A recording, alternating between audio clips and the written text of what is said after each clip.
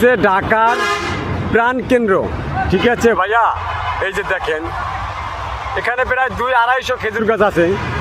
ঠিক আছে, আপনাদের যদি কারো জানা থাকে যে এই জায়গাটা কোন জায়গায়, তো অবশ্যই কমেন্ট করে জানাবেন।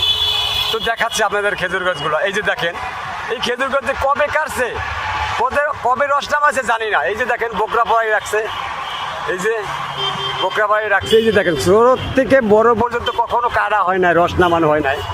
এখানে এতগুলো খেজুর গাছ, 200-250 খেজুর গাছ। এই যে দেখেন আমাদের সবই দেখাচ্ছি, আপনাদেরকে সবই দেখাচ্ছি। যদি কারো জানা থাকে এই জায়গাটা কোথায়, তো অবশ্যই কমেন্ট করে আমাকে একটু জানাবেন। ঠিক আছে, এই যে অনেকগুলো খেজুর গাছ। যদি আপনাদের কারো জানা থাকে অবশ্যই কমেন্ট করে জানাবেন। আমি আবারও দেখাচ্ছি আপনাদের খেজুর গাছগুলো। এখানে প্রায় 200-250 খেজুর গাছ আছে।